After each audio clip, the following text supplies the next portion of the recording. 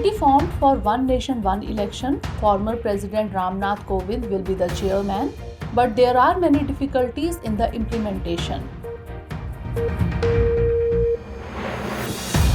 Controversy erupts over G20 invitation. There was an uproar overwriting President of Bharat. The battle of India versus Bharat intensifies. Transactions in digital currency will be possible through UPI. RBI launches scheme with 9 banks. Transactions will now be easy.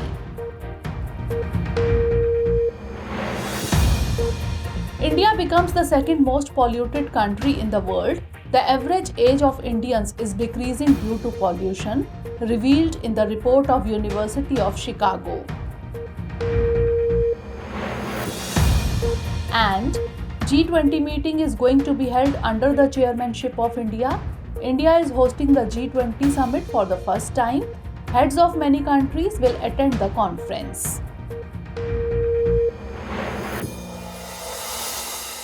These days, One Nation, One Election has become the center of discussion. In fact, the center has recently constituted a committee on the issue of One Nation, One Election. This committee will examine both the legal and logistical aspects related to this issue. The Law Ministry has prepared an outline for an 8-member panel headed by former President Ram Nath Kovind, including the Union Home Minister. In fact, holding elections at different times in the country proves to be extremely expensive. In such a situation, it is believed that if all the elections are held together, it will reduce the additional expenses. Apart from this, holding simultaneous elections will also increase the efficiency of the administrative system in the entire country. On the other hand, there are many challenges in the way of holding simultaneous elections. For implementing this, constitutional amendments would be required to link the tenure of the state legislators with that of the Lok Sabha. For this, amendment will be required in the Articles 83, 85, 172, 174 and 356 of the Constitution. In addition, the Representation of the People Act as well as other parliamentary procedures would need to be amended. However, regional parties do not agree on holding simultaneous elections. According to them, they will not be able to strongly raise their local issues when national issues will be at the center. Also, they would be unable to compete with national parties in terms of election expenditure and election strategy. Let us tell you that after independence, Lok Sabha and Assembly elections have been held simultaneously in the years 1952, 1957, 1962 and 1967. Recently, the President of Bharat written on the G20 invitation card attracted everyone's attention. This term has created a new controversy. Notably, the two names have been used interchangeably in Article 1 of the Constitution. According to Article 1, India, that is Bharat, shall be a union of states. At present, the Hindi version of India is Bharat. Apart from this, the government has issued a booklet with the name Bharat. This booklet is related to Prime Minister Narendra Modi's participation in the ASEAN conference to be held in Indonesia. In this booklet, PM Modi has been written as Prime Minister of Bharat instead of Prime Minister of India in English. However, changing the country's name must go through a special constitutional process. Under Article 368, the government will have to get the bill passed with a simple majority to remove the word India from the Constitution and make it Bharat. Certain issues can be amended by obtaining a simple majority, that is, more than 50% votes in the House. However, this is not the first time that a change in the name of a country is coming to the fore. Recently, the name of Turkey has been changed to Turkiye. Along with this, the name of Persia has also been changed, which is now known as Iran. This list also includes India's neighboring country Myanmar, which was earlier known as Burma. Recently, Union Minister of Parliamentary Affairs Prahalad Joshi announced a special session of Parliament. This special session will be held from 18 to 22 September. It is believed that in this session bills can be introduced on certain subjects. Notably, the term special session is not used in the Indian Constitution. However, special sitting of the House is mentioned in Article 352, Proclamation of Emergency of the Constitution. Through the 44th Constitutional Amendment Act 1978, the part relating to special meeting was added to the Constitution. Its purpose was to add safeguards to the power to declare an emergency in the country. Under this, the members of Parliament can ask the President to call a special meeting to reject the emergency. Basically, there are mainly 3 sessions in the Parliament. This includes the budget session, the monsoon session, and the winter session. The framers of the Constitution had taken this provision from the Government of India Act 1935. Under this Act, the British Governor-General had the right to call a session of the central legislature at his discretion. Under this, there could be a maximum gap of 12 months between 2 sessions. Later, this gap was reduced to 6 months. Let us tell you that the government sets the date and duration of the parliamentary session. This decision is taken by the Cabinet Committee on Parliamentary Affairs. Currently, 10 ministers are included in this committee, including Ministers of Defence, Home, Finance, Agriculture, Tribal Affairs, Parliamentary Affairs. The Law Minister and the Minister of State for External Affairs are special invitees to the committee. In the past, the conflict between the Kuki and Meitei communities in Manipur was at its peak. Amidst this controversy, the state government has given a proposal to the central government. In this proposal, the Manipur government has suggested giving more autonomy to the autonomous hill councils. It talks about giving more financial and administrative autonomy to the hilly areas. Let us tell you that ADC, that is Autonomous District Councils, was started during the British rule. Through the Government of India Act 1935, the hill areas of Assam were divided into excluded and partially excluded areas. To implement federal or provincial laws in these areas, one has to go through a special process. In these areas, no law can be implemented without the permission of the governor. At present, there are 10 ADCs under the 6th schedule of the Constitution for the northeast states. Of these, there are each in Assam, Meghalaya and Mizoram and 1 in Tripura. Whereas Manipur has 6 ADCs, they came into existence in the year 1971 under the Manipur Hill Area District Council Act of Parliament. During this time, Manipur was a union territory. This act paved the way for the creation of ADCs in the hilly areas of Manipur. These regions constituted 90% of its geographical area. Tribes like Naga, Kuki, Zomis, Hamar, etc. used to live in these regions. Significantly, the Manipur ADC is different from the ADC described for other northeastern states. Other ADCs derive their power from the constitution, while Manipur is dependent on the state assembly due to the provisions of the ADC Act. Recently, many banks have accepted UPI QR-Code interoperability with their central bank digital currency, that is CBDC applications. With this initiative, individuals who use retail digital rupee can now transact by scanning any UPI QR code. The banks under this include State Bank of India, Bank of Baroda, Kotak Mahindra Bank, Yes Bank, Axis Bank and others. With this, merchants can accept digital rupee payments through their existing UPI QR code. The integration of UPI and CBDC is a part of the Reserve Bank of India's ongoing pilot project to pioneer a retail digital rupee. According to RBI, interoperability enables a payment system to be used in collaboration with other payment systems. This ensures seamless transactions for customers and merchants without having to switch between the multiple digital platforms. Interoperability of UPI with digital rupee means that all UPI QR codes are compatible with CBDC apps, that is, payments can now be made using a single QR code. For the first time, when the pilot project for retail digital rupee was launched, users had to scan a specific QR code for transactions. The digital rupee issued by the RBI or CBDC is a tokenized digital version of the rupee.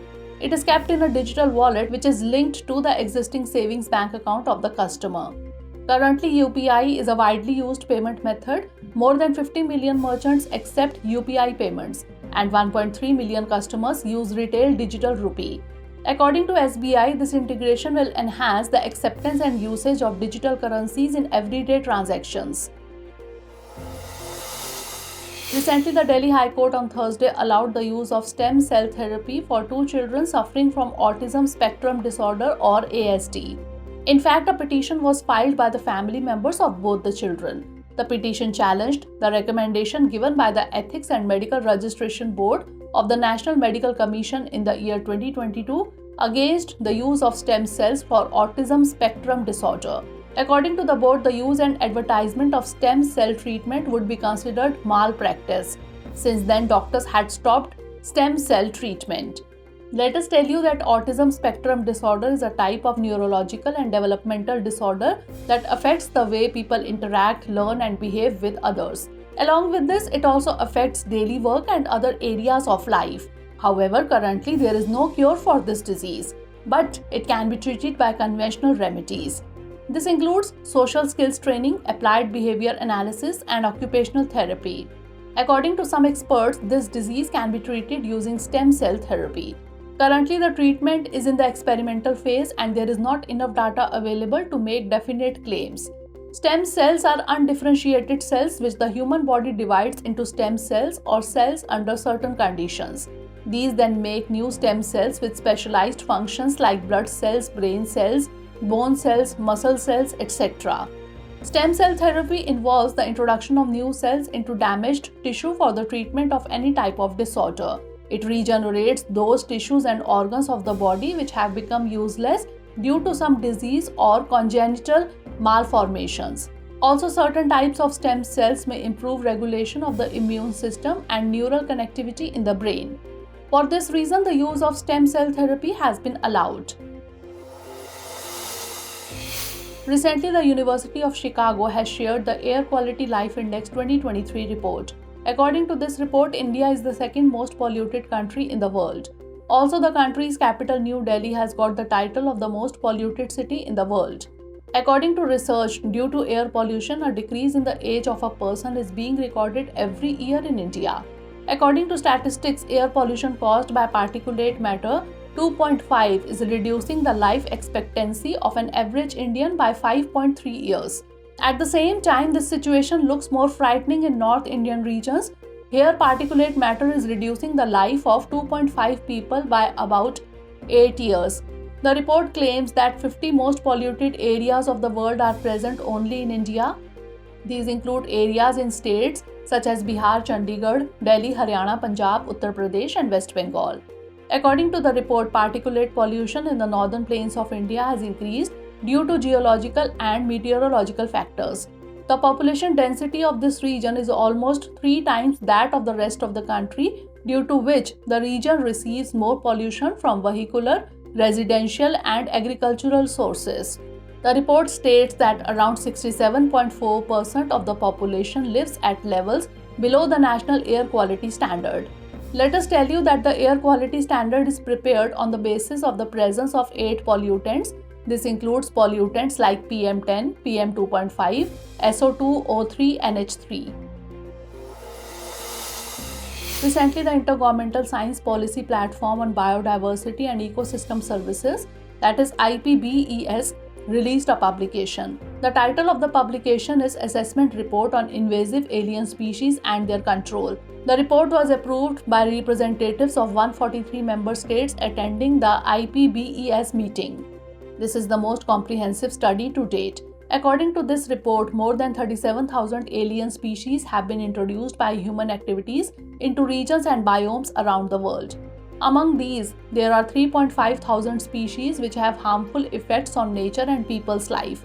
According to the report, among these harmful species, about 6% are alien plants, 22% are alien invertebrates, 14% are alien vertebrates, and 11% are alien microbes which are known to be invasive. Currently, 34% of the impacts of biological invasions are in Americas, 31% in Europe and Central Asia, 25% in Asia and the Pacific, and about 7% in Africa. However, according to the report, nearly 80% of countries have included targets related to the management of invasive alien species in their national biodiversity plans. Only 17% of countries have national laws or regulations specifically related to these issues. At the same time, 45% of countries do not invest in the management of biological invasions. The governments agreed to reduce the rate of introduction and establishment of invasive alien species by at least 50% under Target 6 of the Kunming-Montreal Global Biodiversity Framework. A target has been set to complete it by the year 2030. Talking about IPBES, it is an independent intergovernmental body. It has been established to improve the interface between science and policy on issues of biodiversity and ecosystem services. Recently, the latest version of MIC, that is Minor Irrigation Census, has been released. This time it is the 6th edition. It shows the trend of irrigation in the year 2017-18. According to its statistics, in the year 2011, about 56% electricity was used in the irrigation sector, whereas in the year 2017, it saw an increase of about 70%. According to the report, electrification of groundwater extraction has made it possible to extract water from greater depth. 23.14 million people from 695 districts and 6,47,394 villages in the country are part of the minor irrigation schemes. The highest number of minor irrigation schemes in the country was seen in Uttar Pradesh at 17.2%. At the same time, Maharashtra is in second place with 15.4%, whereas at third and fourth position were Madhya Pradesh and Tamil Nadu respectively. In this list, Jharkhand with 1.1%, Haryana with 1% and Assam with 0.7% are at the bottom positions. The report states that minor irrigation schemes are gradually becoming a matter of concern. It is noteworthy that India is an agricultural country. In such a situation, mainly groundwater is used for irrigation. According to a recent report, 70 to 80% of Indian farmers depend on groundwater for irrigation. Apart from this, the World Bank report has also highlighted the situation of groundwater in India. The report said that India is the largest user of groundwater. Also, the rapidly growing economy and population is putting pressure on the groundwater resources of the country. Let us tell you that under MIC, census of minor irrigation schemes is conducted in the states and union territories. It covers all groundwater and surface water schemes. A total of 6 minor irrigation censuses have been conducted so far. The first MIC was conducted in the year 1986-87. India is presiding over the G20 this year, a group of the world's largest economies. Many important issues will be discussed in the meetings of the G20 group during India's chairmanship. This involves lending to developing countries through multilateral institutions. Along with this, it also includes establishing rules for cryptocurrency and examining the impact of geopolitical uncertainties on food and energy security. Let us tell you that the G20 group was established in 1999 after the Asian financial crisis. It provided a forum for finance ministers and central bank governors to discuss global economic and financial issues. In view of the global economic and financial crisis of 2007, the G20 group was elevated to the level of heads of state. After this, in the year 2009, it was named as Major Forum for International Economic Cooperation. At present, the G20 group includes 19 countries and the European Union. These collectively contribute 80% to global GDP. Apart from this, the G20 group has about 75% share in worldwide trade. About 2/3 of the world's population resides in these countries. Let us tell you that the G20 summit is organized every year. In the initial phase, the G20 group mainly focused on economic issues, but over time, topics like trade, climate change, sustainable development, and anti-corruption were also included in the group's agenda. The G20 summit is being held at Bharat Mandapam Pragati Maidan in New Delhi on 9 and 10 September. The G20 operates in a total of 3 tracks. Out of these, the finance track and Sherpa track are official and the participatory group or civil society group track is informal. The G20 finance track discusses global macroeconomic issues. The discussion is led by finance ministers and central bank governors. They usually meet 4 times in a year. 2 of these take place on the occasion of meetings of the World Bank and the International Monetary Fund. The meeting covers issues like global economy, infrastructure, financial inclusion, fiscal and monetary policy. Sherpa Tracks was established in the year 2008. These tracks work in a total of 13 working groups like agriculture, anti-corruption, climate, digital economy, education, employment. It consists of representatives of heads of the state. Each representative is known as Sherpa. Sherpa is a term used to describe individuals who provide assistance to foreign trekkers and mountaineers. The participation group consists of non-governmental participants from each G20 member. These groups draft recommendations to G20 leaders who contribute to the policy-making process. The partnership group includes other groups like Business 20, Civil 20, Labor 20. Let us now look at the 5 questions based on the bulletin. Questions for this series are: first question is, with reference to the special session of the Parliament, consider the following statements. 1. The procedure for the special session of the Parliament is mentioned in the Indian Constitution. 2. A special session of Parliament is called by the Cabinet Committee on Parliamentary Affairs. 3. This provision in the Indian Constitution has been taken from the Government of India Act 1919. How many of the above statements are correct? Only one, only two, all three, or none? Next question is, consider the following statements regarding autonomous district councils. 1. At present, there are 10 ADCs for the northeastern states under the 5th schedule of the Constitution. 2. The provision of ADC was first introduced in Tripura. 3. The ADC in Assam is dependent on the State Assembly for its powers. 4. ADC will be constituted for the first time in Manipur. How many of the above statements are not correct? Only one, only two, only three, or all four? Next question is, consider the following statements in the context of autism spectrum disorder. 1. It is a type of neurological and developmental disorder. 2. Due to this disease, the way a person learns and behaves is affected. 3. Treatment of this disease is possible only through stem cell therapy. How many of the above statements are correct? Only one, only two, all three, or none? Next question is, consider the following statements related to minor irrigation census or MIC. 1. The first MIC was done in the year 1986-87. 2. A total of 8 MICs have been organized so far. 3. Under MIC, census of minor irrigation schemes is conducted in the states and union territories. How many of the above statements are not correct? Only one, only two, all three, or none? Last question is, consider the following statements related to G20 group.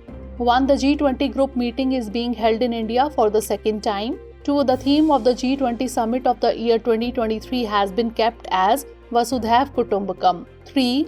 The G20 group elects its president on the basis of majority among themselves. How many of the above statements are correct? Only one, only two, all three, or none? Recently, a conference named Green Hydrogen Pilot in India was organized in New Delhi. It showcased various green hydrogen pilots implemented by public and private sector companies in India. This project has been brought for the storage of renewable energy. Significantly, this conference was organized by NTPC Limited. It was told that there is a continuous increase in the demand for electricity in India. According to statistics, there has been a 21% increase in electricity demand in August 2023 as compared to August 2022. There has been an increase of about 40 to 50 gigawatt in the power demand on a daily basis. With this, India has also notified its green hydrogen standard, which limits carbon emissions to less than or equal to 2 kg for every kilogram of hydrogen under the carbon dioxide mission. Recently, the 7th Foundation Day of IEPFA, that is Investor Education and Protection Fund Authority, was celebrated. IEPFA organized a conference on this occasion in collaboration with the Institute of Company Secretaries in India and the National Council of Applied Economic Research. The conference focused on understanding the psychology of scams, how to avoid fraudulent schemes. Focusing on the menace of fraudulent schemes, the emphasis was on state-level programs in areas such as Mizoram, Srinagar and Bhubaneswar. Let us tell you that IEPFA was established in the year 2016. Its objective is to make investors aware and protect their interest. Since its inception, there has been an increase in the participation of women investors from 9 to 19%. It is worth mentioning that more than 70,000 awareness campaigns run by IEPFA has affected 3 million citizens. Recently, optically active biodegradable polymer nanocomposite film has been made by the researchers, which is equipped with mechanical characteristics. According to scientists, polyvinyl alcohol is one of the synthetic biodegradable polymers with the best mechanical properties. Its optical and mechanical properties can be tuned by incorporating suitable nanomaterials. Let us inform you that this film has been produced by the Institute of Advanced Study in Science and Technology, Guwahati. It is mainly used in flexible optical devices such as flexible displays, flexible organic compounds, etc. In view of the increasing use of polymers in present times, the properties of polymeric materials are being improved through various engineering applications. Recently, the Adopt a Heritage 2.0 program has been launched by the Archaeological Survey of India, that is ASI, in New Delhi. Its objective is to enhance the facilities for the care of the rich cultural heritage of India. ASI has invited corporate stakeholders to utilize their CSR funds for this. Stakeholders can apply for adoption of any monument on the Indian Heritage website. The selected stakeholders will provide facilities in the categories of cleanliness, access, security, and knowledge. Let us inform that a mobile app named Indian Heritage has also been launched. The photos of the heritage sites as well as their description are included in this app. Citizens can also give their feedback on this app. It may be noted that ASI Permission Portal has also been launched to obtain permission for photography and developmental projects at monuments. Recently, the Central Water Commission has given an information that after the year 1901, the month of August this year was the driest. According to the Commission, in the third month of this year's monsoon, there has been a decrease of about 38% in the water storage level in a total of 150 reservoirs. The storage in the reservoirs in the month of August ranged between 62 to 64% of the total capacity. This has resulted in acute water storage in many basins. It is noteworthy that by the Water Commission, a 20% decrease in the river basin is considered close to normal. If the depletion is greater than 20% and less than or equal to 60%, the basin is considered depleted, whereas a deficiency of more than 60% is included in the category of extreme deficiency. However, all the rivers are included in different categories. Recently, UNICEF, that is United Nations International Children's Emergency Fund, has released a report. According to the report, children in 98% of African countries are at high risk of being affected by climate change. Out of these 49 countries, children in 48 countries have been placed in the category of high risk and extremely high risk of climate change. In this, children living in Central African Republic, Chad, Nigeria, Guinea, Somalia, and Guinea-Bissau are most affected. This analysis has been done on the basis of children's exposure to environmental phenomena such as cyclones and heat waves. According to UNICEF, children are more vulnerable than adults to the effects of climate change. Recently, the Cabinet has approved a scheme of Rs 3,700 crore called VGF, that is Viability Gap Funding. This approval has been given for the development of Battery Energy Storage System, that is BESS. Through this fund, 4,000 megawatt BESS project will be developed from 2030 to 2031. Through this, the potential of renewable energy sources like solar and wind energy will be harnessed. Additionally, integration of renewable energy into the electricity grid will also be promoted. Actually, the objective of this scheme is to provide clean, reliable and affordable electricity to the citizens. Recently, India has participated in TIFF, that is 48th Toronto International Film Festival. This festival has started on 7th September and will continue till 17th September. In this, the Indian delegation was led by the Joint Secretary of the Ministry of Information and Broadcasting and NFDC, that is National Film Development Corporation. Let us tell you that NFDC is the nodal agency of the Ministry of Information and Broadcasting. It is noteworthy that India's participation in TIFF was started with the inauguration of the India Pavilion. It has been designed by the National Institute of Design, Ahmedabad. 6 Indian films have been shortlisted in the official selection of TIFF this year. These include Dear Jassi, Kill, Thank You for Coming, Lost Ladies, Sthal, A Match, and Vasudhaiv Kutumbakam. Recently, Prime Minister Narendra Modi visited Indonesia. During his visit, Modi ji participated in the 20th ASEAN-India Summit and the 18th East Asia Summit.